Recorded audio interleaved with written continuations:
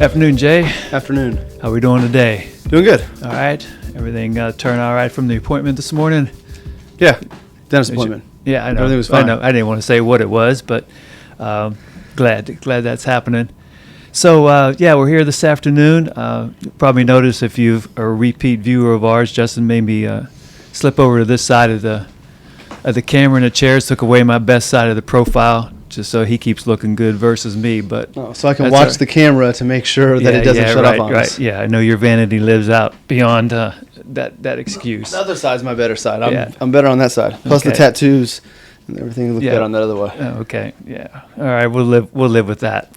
And yeah, I appreciate the time as always for us to continue on our journey of recording my transition. And here we are, episode number 21, which is a good feeling. And I thought for this one, not necessarily revisit a topic we talked around last time when you spoke to the idea of my generation of boomers living a certain narrative versus just the idea of what it may mean going forward.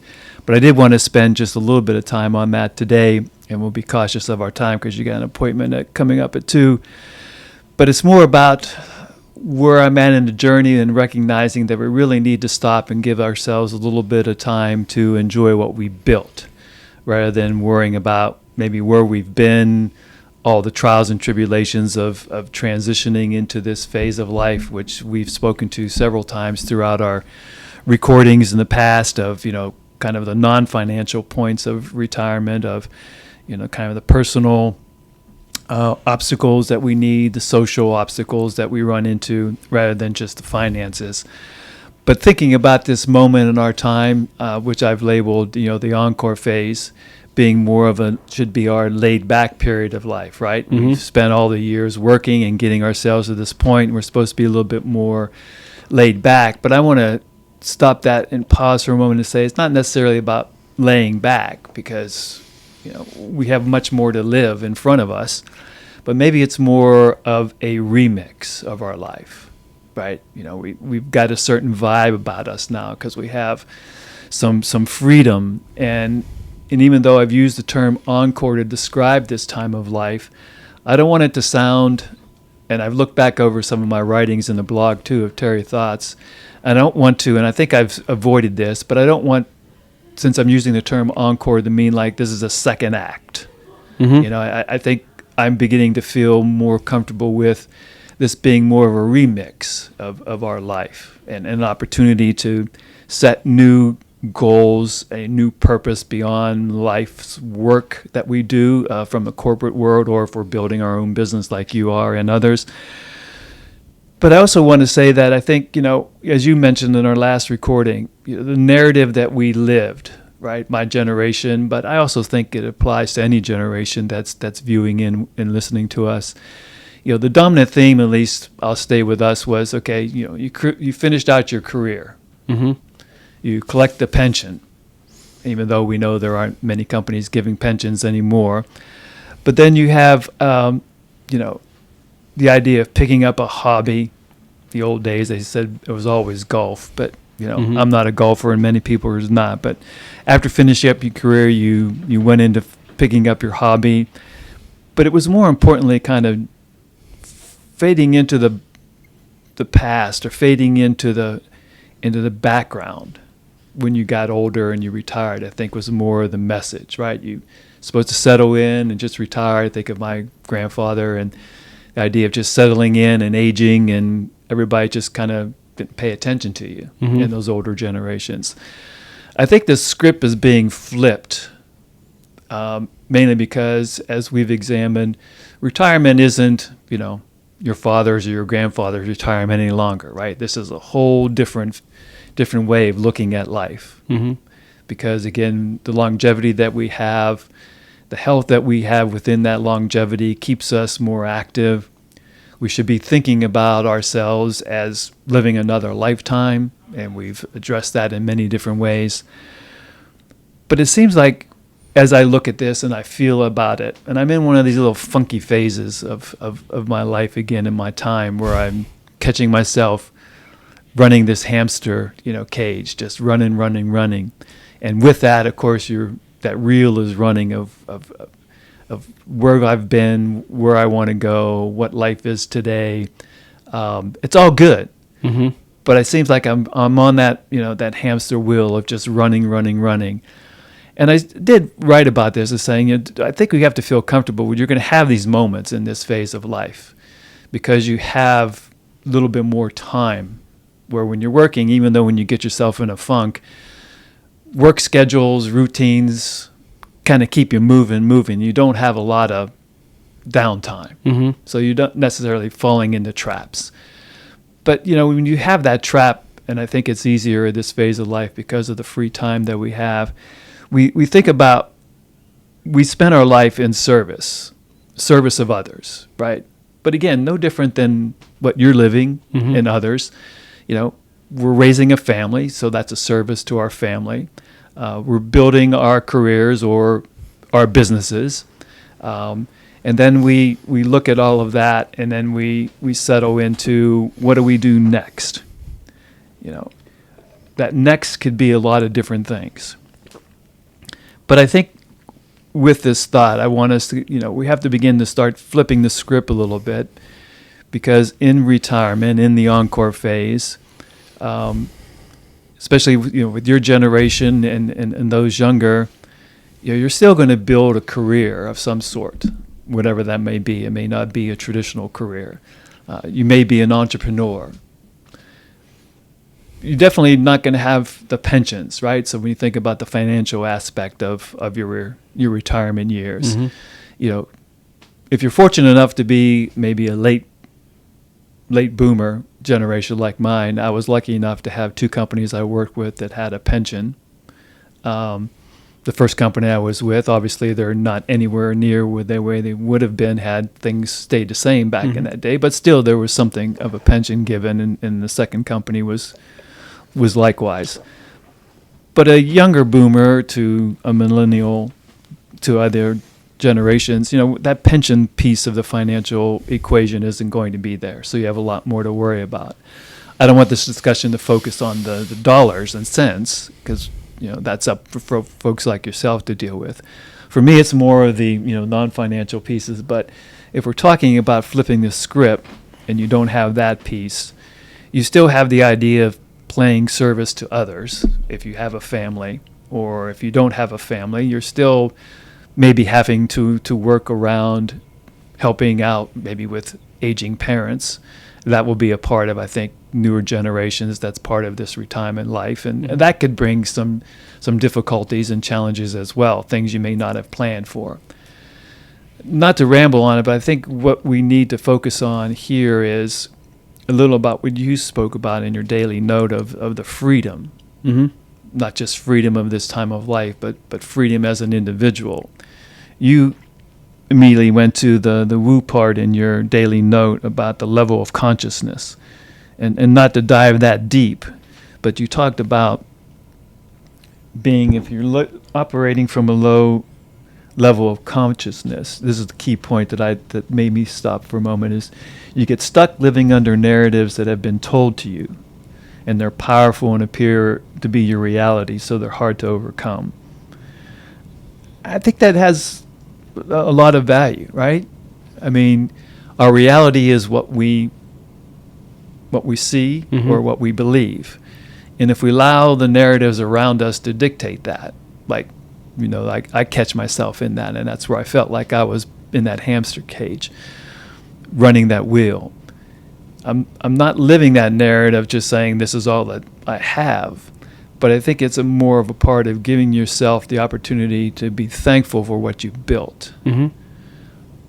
How does that fit into what you described as a freedom or level of consciousness? If you're struggling with deciding what you've built is good enough, or balance that against what you need to build going forward?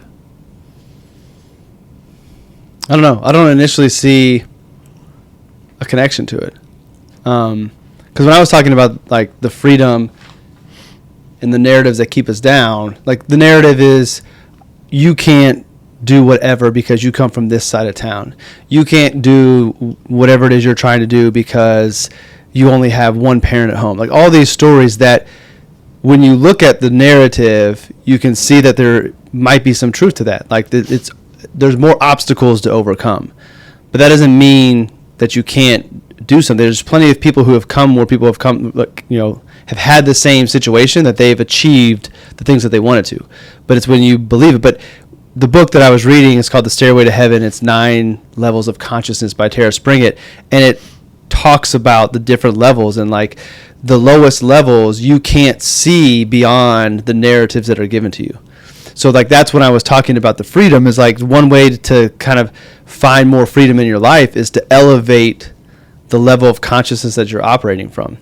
And the people who are automatically turning this conversation off because I'm talking about consciousness, they're at a lower level of consciousness. And that's not a judgment. Like, there are a lot of successful and rich people who operate from lower levels of consciousness. It's more kind of like your understanding of life and purpose and what's really going on. So when you're in the innocence levels, like, you just think about it, you're innocent, you don't know things. And like, so to be lower consciousness because of how whatever's happened in your life to bring you there, to think that, oh, I just need to shift how I think about things and that'll fix things, like, that's hard to believe. But once you start to do it and you begin to experience it and you see the next level and you begin to rise, you start to understand a little bit more of how much that really does impact your life. So that was why I was mentioning it there. And to me, the whole point of it is, I think that, like, freedom is something that we should try to find in our lives and protect. But for everybody, like, freedom means something different. And so understanding what your definition of freedom is, understanding the freedoms that are most important to you. Like, for me, creative freedom is important to me. Freedom with my schedule is important to me. Freedom to be able to do what I want when I want to do. Like, that sounds very spoiled, but that's important to me. So I have crafted my life to protect those things. And then, now that I know what freedom means to me and the freedoms that I value, when it comes to opportunities or decisions to be made, I can make a conscious decision of, okay, am I willing to give up some of this freedom for this thing? Versus a lot of times people don't understand they're trading freedoms without even knowing it. Like, a lot of times, chasing money oftentimes has us compromise the freedoms that we would value if we sat down and thought about it. Right. The immediate is, oh, I need to provide for my family. Let me go chase money. Let me go make more money. But, like, in making more money, okay, now you have a greater salary, but you've given up all of the freedom to be with your family and be present. Now you're working a shift that doesn't work with your family, and you're never around, you don't see your kids. So yes, you're providing and you're meeting that obligation of things, but could you have held off of not chasing those dollars and maybe found a better opportunity that was better fit for your family, and you get to be present? But if you don't know what your freedoms are, you can't make those decisions. So, yep. With all of that level setting on what the post was about, as far as, like, I mean, I guess it's having the freedom to give yourself the permission to appreciate what you built. Yeah. Like, I think that you just have to allow yourself to do that. And building is not just business, it's not just career, it's the life you've built. It's the family, it's the friends, it's the experiences, it's all of the things that you're doing, like, you're building that. And I think what's really important is to think about that. And, like, for some people, it'll never be too late to continue to build. Like, as long as you're alive, no matter how old you are, you can continue to build and evolve your life. But thinking about, okay, from this point forward, what do I want to build? Like, was I even aware of what I was building? And there's probably a lot of good things in there, but there are things that I would have much rather built or built a different way that would make me even happier. And you can't go back and change the past, but okay, what can I do going forward? It's kind of like the last Kinder question of, if today was your last day, who did you not get to become? What did you not get to do? What was left undone?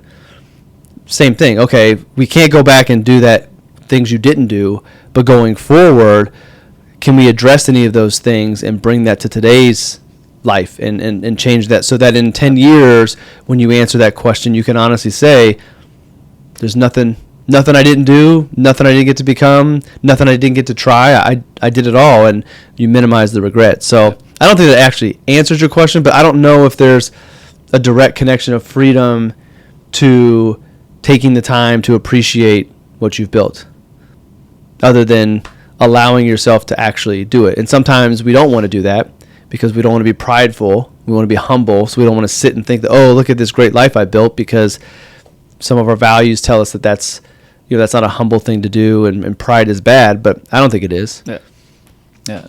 I appreciate that. I just wanted to dig into that a little bit with you, because I did see kind of like a bridge between your post and that definition of freedom, and not to get the woo part, as you say, of that level of consciousness, but more so the idea of once we decide to give up, if you would, our work life and move into our Encore phase, the idea of what is next, I think, is defined a little bit by understanding not just the freedom that we now have around us, but the idea that we do pick up a lot of time. And that time that we pick up should give us the opportunity to take a moment and, I think, define not again who we really are, because we are who we are. But even when I make that statement is that who we are, what we are, it gives us the opportunity, I think, and what I'm still continuing to evolve with is the idea that we're drawn to uncertainty when we're growing up and defining ourselves, however that is, by our career. What do you mean we're drawn to it? Like we want it? We want to. What I wanted to say is we're drawn to, as humans, we're drawn to examine, I think, uncertainty. Like I think it's the opposite. I think as humans, we avoid uncertainty. Because there's a lot of science that our brain is designed to protect, and that like people don't like change. And why don't they like change? Is because of the uncertainty on the other side of the change. They want to stay in the status quo. They want comfort. So I don't think we are drawn to uncertainty. I think we run away from uncertainty because of the unknown. Some people. There are some of us that the uncertainty excites us, because on the other side of the uncertainty is endless possibilities and excitement. But by and large, I don't think most people are drawn to uncertainty. I think it comes in their life, and sometimes it comes in their life that you are forced to deal with it. But I think most people have given the choice of continue on this certain path or go on this uncertain path. Most people, even if they don't enjoy the certain path, are still going to stay there. Because the unknown of the uncertainty and the potential negative things that we think might happen there, we think that'll be worse than being on the unhappy certain path. And you can look at that just in life. How many people are living lives that they're not happy with? And the reason they stay there is the fear of the change and the fear of the unknown and the uncertainty, I think. So I don't think we're drawn to it. I think we deflect from it. I think it shows up. I think sometimes we have to, but I don't think given the choice, most people are going to, given two paths, take the uncertain path. Yeah, maybe so. But as I was looking at it and defining it as the uncertainty, because with that is our need, and we're driven to follow and understand that intuition that we have, right? That gut feeling, and where we should go. And even though maybe many do stay, in the common path or stay on that safety net, isn't necessarily because of the uncertainty. It's because it's the secure thing to do. But again, sometimes what we think is secure is not secure. We get this, again, going back to narratives and freedom again. We are told that certain way of life is safe and secure and you should play that game. But how many people, yourself included, played the safe game only to have the rug pulled out on you at the year before it mattered the most? Right. The corporate career was the safe route. Maybe not. Maybe not, because you don't have the pension you should have because of changes made that shouldn't have happened to you because of a reorg within the organization. The safe route screwed you. Versus, going out to the uncertain route of, and entrepreneurship's not for everybody. Right. But on the other side, the most uncertain is the entrepreneur. But I think that it's not. For me, there's nothing more certain than entrepreneurship.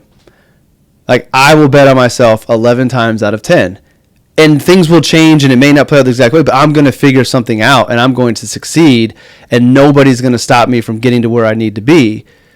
And that, to me, the ability to bet on myself is more certain than to rely on somebody else from a financial standpoint to provide for me and my family. Yeah. And that's just one component of it. But Yeah, I think sometimes what we're told is safe is not safe.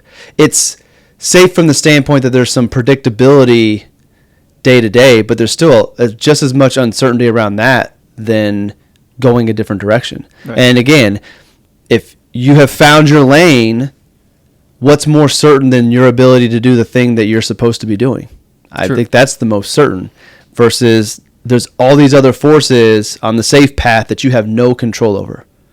You can be one of the best employees, loved by everybody, doing all the great work, respected in the field, doing everything you're supposed to do, but because we need to move money over this way and reorganize things, you can be let go on a dime. True. Very true.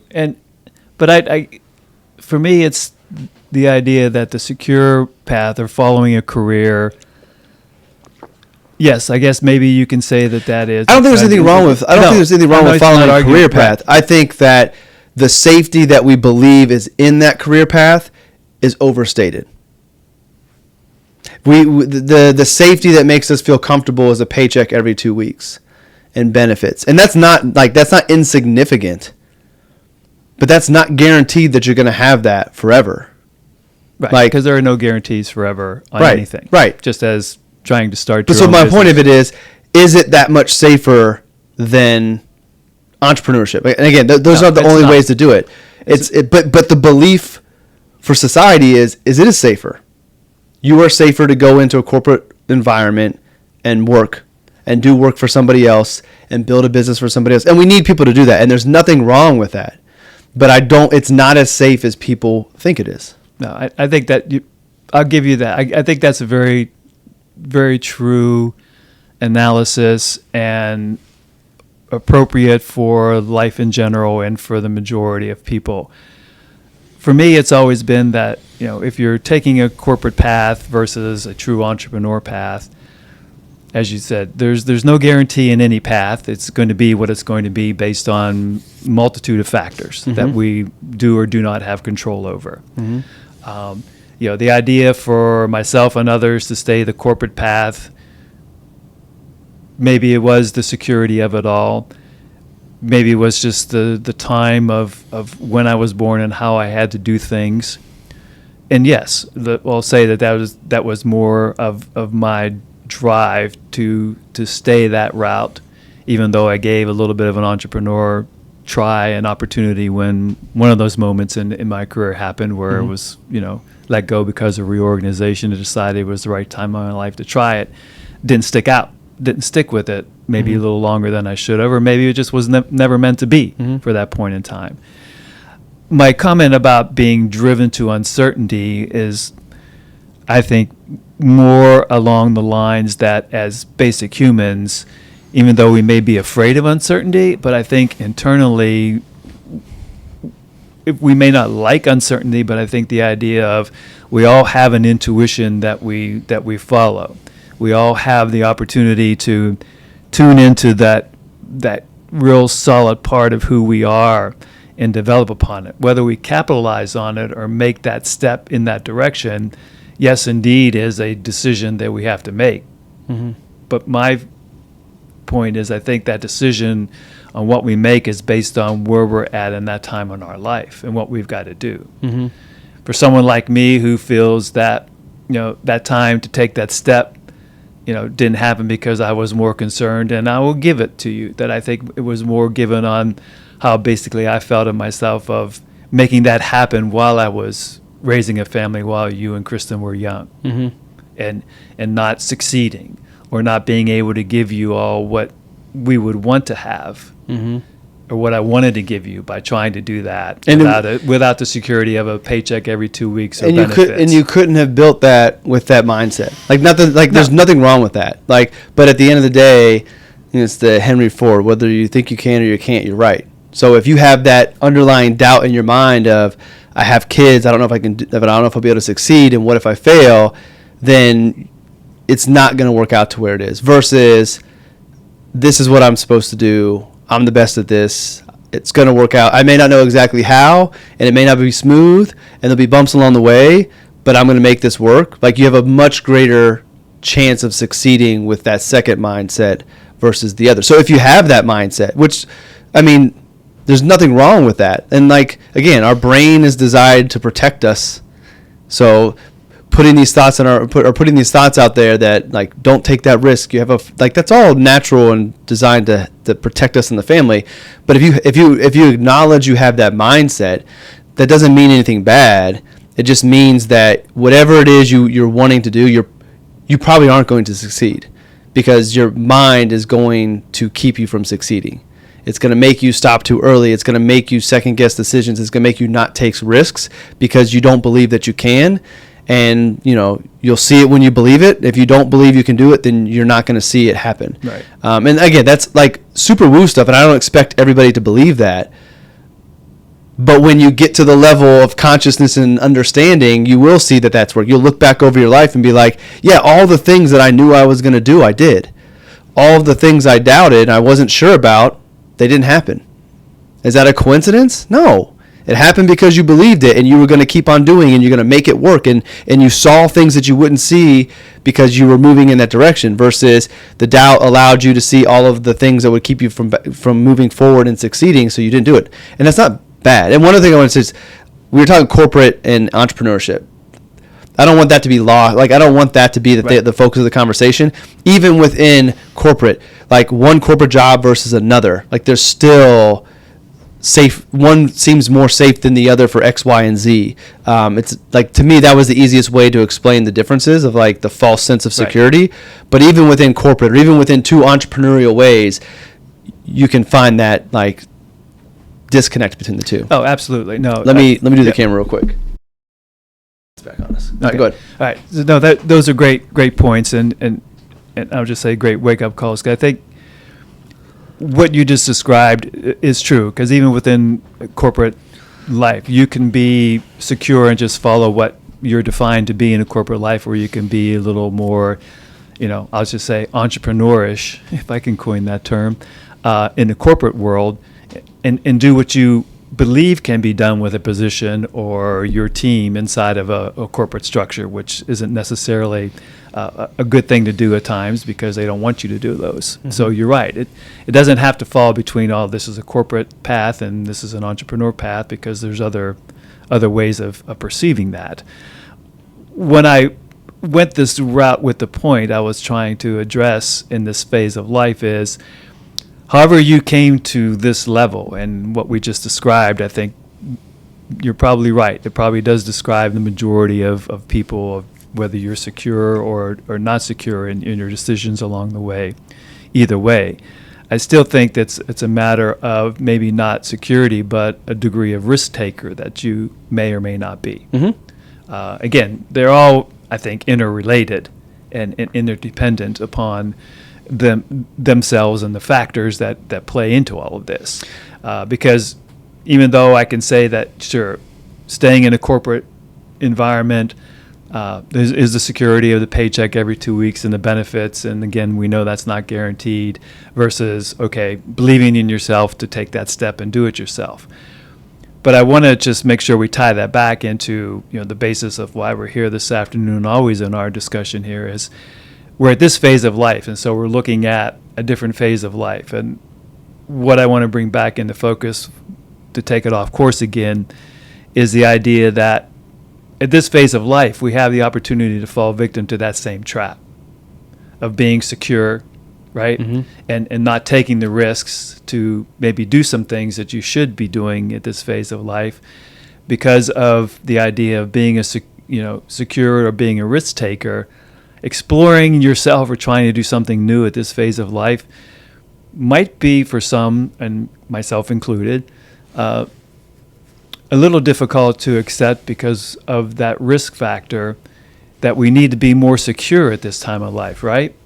And I'm just putting out this for a thought as we're addressing it, because, again, we may not have the recovery time now. And I know we shouldn't be looking at this or feeling that way, because this goes against everything you said. But I just wanted to say that's a good thing to be thinking about and be aware of. But I think for most people, the risk of running out of money, the risk of doing something you can't recover from, is overstated, I think. and this could age poorly given something that may happen that we can't foresee, but I've been working with people for 20 years, helping them handle their money and live the lives they want, and every single one of those people have had the money take care of itself and recover and do what it needs to do. Now, that's not like what will blow you up and will make you run out of money is going and doing reckless things. Right. Overspending, more like having a plan and then live within that plan. Like, so if you'll know what you can afford if you have a plan. And then if it's within that plan, you shouldn't worry about it. You shouldn't worry about market turns. Like, those things happen. And the other thing is, you also sometimes have to adjust to what's going on. So we have this plan of this is what we want retirement to look like and spend within these numbers. If we do have something we haven't experienced before, then we may have to come back to the plan and say, hey, for the next few years, we can't do what we had planned on doing because something we've never experienced before happened. The market is down 4 years in a row, and we've never had anything like that. That's out of our control. So, okay, we have to adjust. There's nothing that says you are promised to live the life that you had on your financial plan. You're not promised to live all of the things you want in retirement. We hope that you can, and I believe you probably will, but there may be a chance that you have to adjust on it from year to year. But then that's when you recenter on what matters the most. Like, if you and mom could never travel, if you had to stay home most of the time and make your own food, but you got to be around Roman, Leo, Silas, Trevin, and Kaya, and us, and go see their sports. Like, yeah, you'd be bummed you didn't get to do those things, but at the end of the day, you're around your loved ones, you have each other, you have your health. Like, you reprioritize on what matters the most. Oh, absolutely. No, and so, like, and I don't want anybody to experience that, but you have to be doing foolish stuff or not have very much. But you have to be doing foolish stuff to put yourself in a position to where you run out of money, barring long-term care situation, health thing that you can't plan. But if you're just living a normal life, doing what you've always done, like, I think the fear of the markets and the fear of the economy, like, I honestly believe those things will continue to recover as they always have. And if they don't, then we're all in the same boat, and we figure out this new way of life because of this thing that happened that none of us could have planned for. And even if we thought that one thing might happen and we knew it, there's probably nothing you could have done to protect yourself from it either. Because the reality of it is, for you to lose all of the money that you have, that means that the American economy and the global economy have crumbled. So no more Apple, no more Google, no more Amazon. Like, go down the list. Right. So what's anybody doing at that point? And what could you have done to protect that? Even if you hoarded all of your cash, probably at that point the banks have gone under, the insurance companies have gone under. So, like, what is the dollar at that point? Maybe gold would have been a good thing to hold, maybe. But ammunition, probably, because we were going back to, like, crazy times. Yeah. Having some farmland so you can grow your own food, like, maybe those are the things. But do you want to take everything out of the growth assets that you have that have historically done what you need to do to keep up with inflation, live your life? Do you want to take everything out of that for that scenario that may or may not happen? I don't think you do. No. That's most people's fears are always overstated, and it's like Mr. Greg, my barber, said, it's false evidence appearing real. And once you start thinking about these things you're afraid of, there's no doubt that they are real possibilities. Like, those things could happen, but there's infinite possibilities of how life plays out, and that's one scenario. Right. So if there's infinite opportunities of how things can play out, are you willing to put everything on this one that may or may not? And I don't know, 1 out of infinity, what that percentage could even be, but, like, are you willing to live your life based off of this one narrative that could happen? I don't think you should. I think you should have a plan, have an understanding of what you reasonably can afford to spend. I also think a lot of times the financial planning software that we use overstates, and I think we're going to have a lot of people who are going to have missed opportunities for experiences and memories because they were afraid of running out of money, which is a legitimate fear, a legitimate concern, and something to pay attention to. But for most people, you will see that you're going to run out of money years in advance. Because what I'm going to see is, as I update your plan, what we use in the business is Monte Carlo simulation. It's not perfect, but it runs thousands of simulations of your portfolio and performance and your spending and how many times in the 1,000 scenarios are you going to hit? Are you going to, how many times will you succeed? And there's different, percentage ranges that you should go to, but like we'll be able to see that. So let's just say we're operating off a plan that's at like 80%, which is considered to be a strong plan. If year after year I see it going from 80 to 86 or 80 to 76 to 75 to 73, I'm going to have a conversation and say, hey, let's look at something. Why are we going down? Going down's okay because all that means is you will die with less. It doesn't mean you're going to die with zero, but like let's take a look at things and see what's causing our trend to go down. And then now that we've identified the problem, you guys are spending more than you said you were going to. Are you okay with that? Like you might decide, you know what, I don't want to leave the kids as much as I thought I did. So I'm okay spending more and watching my probability of success go down because I still know at 75 or 70% that's still a really strong plan. There just will be less to live over, and we just have to pay closer attention to it. So it's not like we're going to go from, hey, you're never going to run out of money today to tomorrow you're screwed. Right. There's if you're working with somebody and you're monitoring it, there's going to be signs of, hey, you either need to change what you're doing or accept that you're putting yourself at greater risk when you're 90 to run out of money. Yep. Yeah. Great. And so to me, like knowing that I have a barometer telling me I'm on a good path, or letting me know that I'm doing more than I said I was going to, that makes me feel confident I'm going to be okay. All right.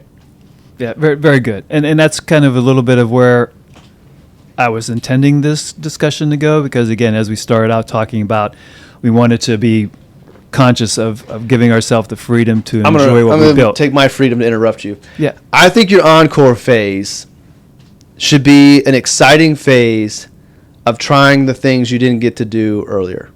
Whether there are things you can identify or things that you want to do today, because you can try those things in small ways. You don't have to go, spend a bunch of money to try something that you've always wanted to do. Like, there's little ways you can try it. But to me, having all that time, having all that freedom that you didn't have because of kids and careers and all those things, that should be exciting, because now you get to go fully live and do the things you wanted to do. Right. Very good. But I appreciate that interruption. Once again, I always have to look inside and chuckle when you do that to see how much we are very similar in our thought process.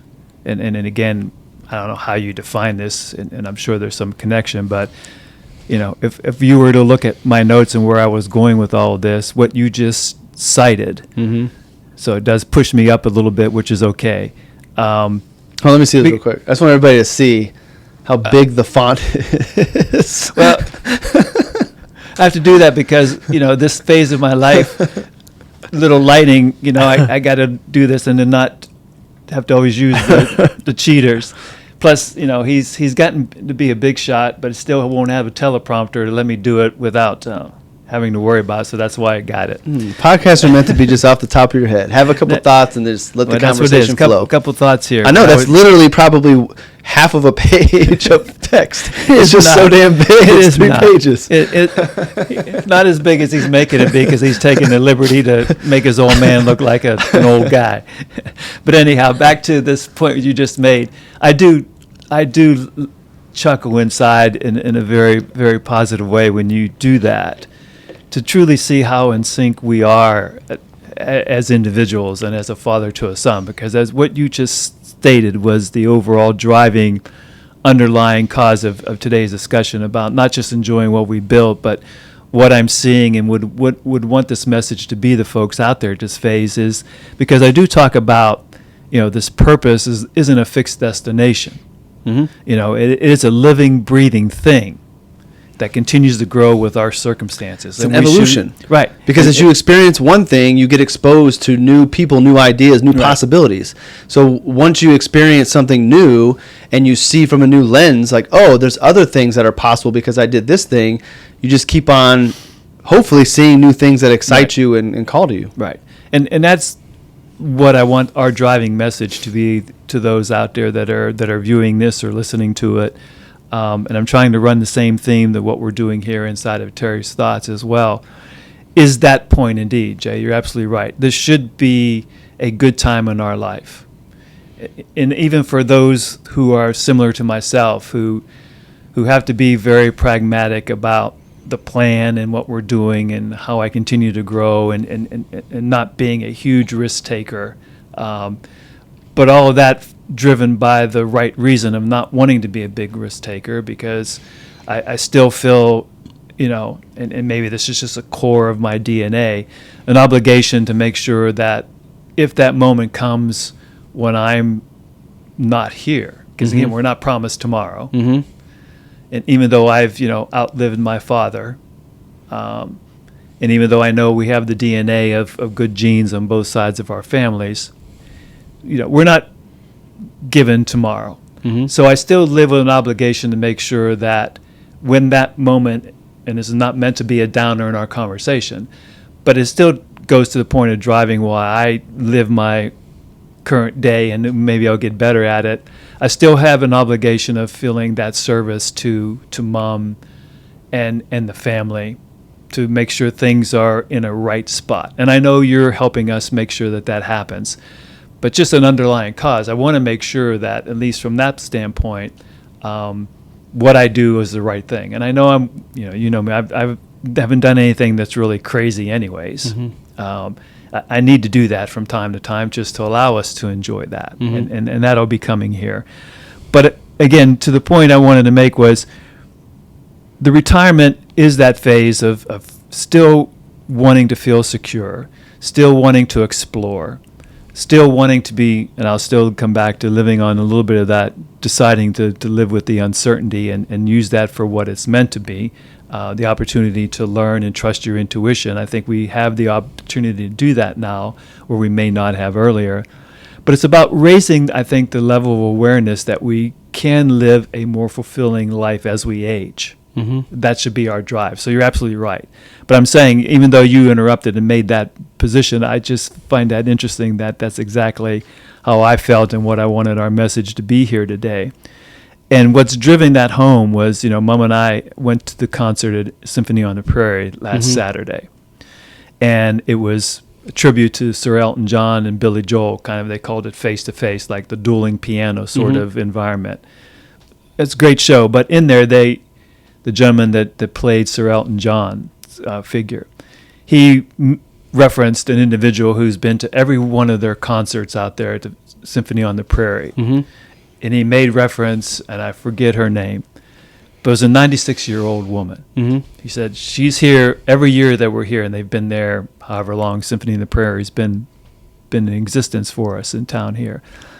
But I thought that a great point to raise, and also for myself to achieve too, because I'm first of all thinking a 96-year-old Sir Elton John and Billy Joel. You just don't necessarily make a 96-year-old connection to that's a music that they would love enough. Mm-hmm. So that's pretty cool. Mm-hmm. But then second of all, the point I'm making here is that drive to have a fulfilling life and raising that level of awareness as we age, is that later in the concert, they have the big screen.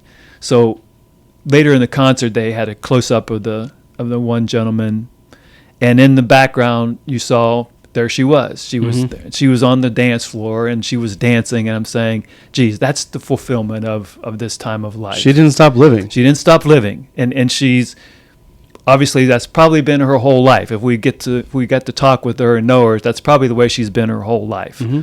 But I wanted to make it like, okay, this is the way she just decided to create her life in the later phase of life, to draw a moment to our discussion here this afternoon, is to say that's what we should be doing. Aspire to be that person, that 96-year-old woman that's been to every concert, the Symphony in the Prairie, which is an outdoor concert for those who are not in Indianapolis.